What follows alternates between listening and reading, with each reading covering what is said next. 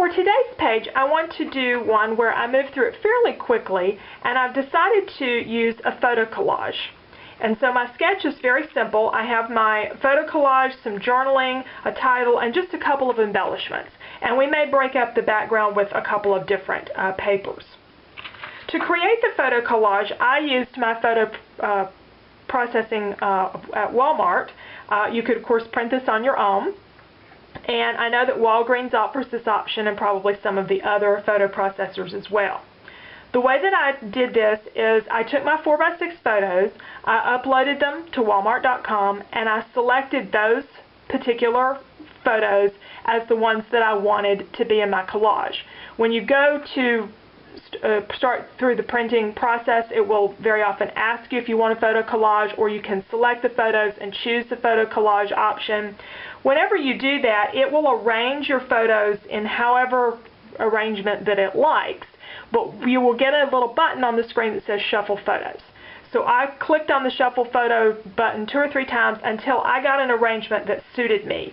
Some of the photos, like this one with my husband's bee-stung hand, I did not want that to be the prominent photo. I wanted the prominent photos to be the ones with people in them. So I just kept shuffling until I got that arrangement. And I'm pretty pleased with how it came out. A couple of things I would do differently. You have the option when you do a photo collage to pick the background color, and black was the default, so I just left it as black, figuring I was going to crop most of it off anyway. What I didn't think about is that's what's actually in between the photos. That would have been fine, except that what I did for some of my photos was go ahead and crop some and put together on a 4x6 like I normally do when I'm printing them for these Project Life pages. I really didn't need to do that. I could have just left everything as 4x6 photos and let it do the shrinking them down. This one here with the taken in the greenhouse, that photo was a regular 4x6, and it made it a small one, and it would have done that with the others. So I really didn't need to do this extra bit of cropping. Because I did that, I ended up with white space between my pictures like I normally have, and then I've got black around some of the others, so it could have looked a tiny bit better, but I don't think it's going to make that much difference. So what I would do if I were doing it again is just send it regular 4x6 photos, choose the collage option, shuffle until I get what I want, and then send it to print. And this was about, it was like maybe $2.75, something like that. So it's an inexpensive way to get 14 photos printed on one page. Now, with this printed, I've got a couple of background papers that I've picked out, and I just went through and picked some. I knew I wanted blue and green and some pink, magenta colored embellishments. So that's what I did, was pulled a few things in that color family so that I can move through the page fairly quickly. And I have some lettering here and I'm ready to get going on my page. So I'm going to crop this down and get rid of all this excess border, and I have my journaling already typed, and then we'll be ready to assemble the page. Okay, I've added my journaling, and I'm going to need to do something slightly different with my sketch. I ran my journaling all the way to the top of the photo collage, so my banners here are either going to have to come this way, or they're going to have to go over here and just stop. I'm not decided which, but I think that because I have a photo here, rather than cover this up with an embellishment, I may put my big embellishment up there on the top instead of down at the bottom. So I may make a couple of minor adjustments to the sketch. Now, when I trimmed the photo collage down, there was some area that just was wasted that I trimmed off. Since I haven't done these before, I don't know if that area is normally taken up if you have more photos, because you could do this for other things besides Project Life. You could do a sporting event or a wedding or something where you just had a bunch of photos, and it would work really well. So I made this a full 8x10 in case you were wanting to use it as an 8x10. So I just ended up with a little bit smaller photo collage, but that's fine. That gives me lots of extra room on my page. Now I want to try doing 2 different background papers here, because that will give us a little more interest. And I have a piece I've cut from Pebbles Family Ties collection in the blue to bring out some of the blues. And I kind of like that because it kind of breaks everything up, and I've planned it so that it hit this particular mark on the photo collage, that line there. So I think that I'm going to leave that, and in fact I can go ahead and adhere that down so I don't have to worry about it later on. Alright, now we won't put the photo collage down quite yet because I might move it left or right before we're done. Okay, and I've got some words here. I'm going to have May, and then I'm going to have days out of these letters. These are really sticky, so if I put those down, they kind of stay put. So I want to wait and put those down later. But I'm thinking about adding some blue paper down here to give that a background and just see how that looks. It may break things up too much. This is from Echo Park, for the record. It's not the same paper as this, but it goes really well with it. So there's a couple of different blues. There's this blue that has some green in it. And then there's this one. I think that one looks too much like the dots. Let's use this one.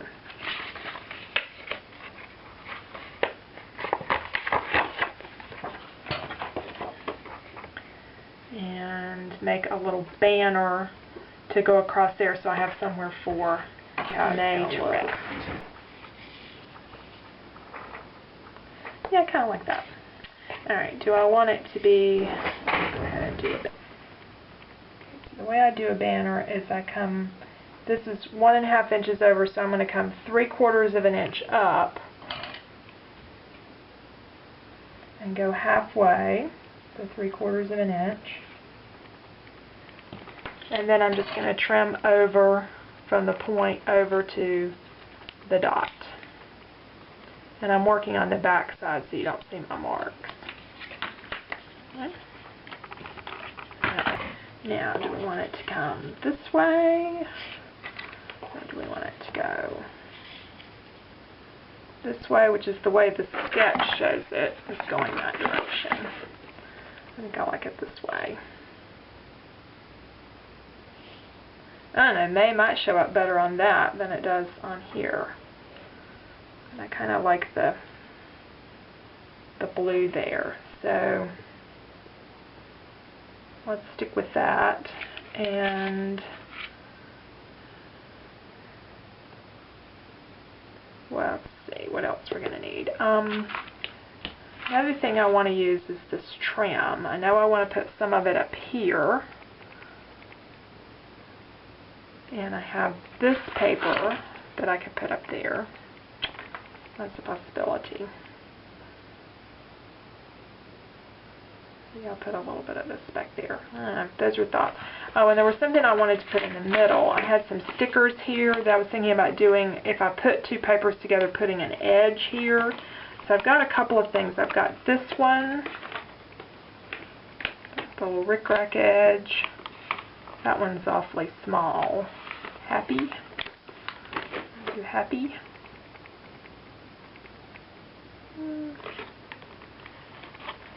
Happy's not bad. Yeah, I kind of like happy.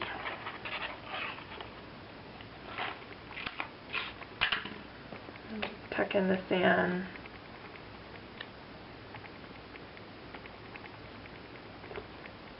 And I'll trim off those excesses. So it's probably time to glue this down. And let's make sure it's straight.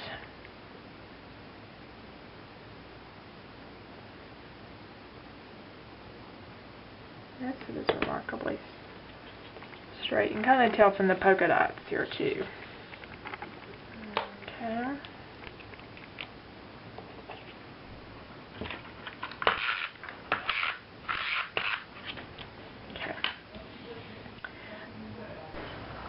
Okay, I've adhered May days down here, and I'm starting to work on this area at the top and added a banner up here, and I've got a little bit of this blue. I thought I needed something up there, and I thought I would bring some of this in. I'm still considering that. I need to trim the edges.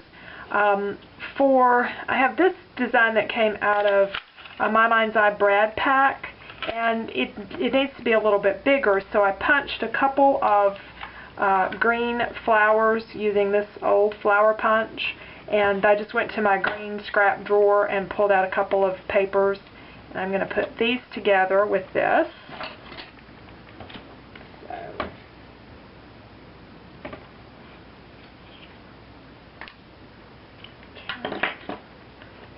And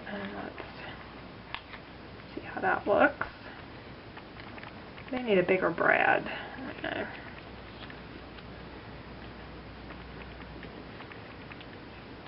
I like the flower. I'm not sure I like this blue in there. Let's see about this trim. Put a little bit of that trim. I'm determined to use this trim because I really like it. Use a little bit of that trim. And I'm thinking about using a little bit down here too.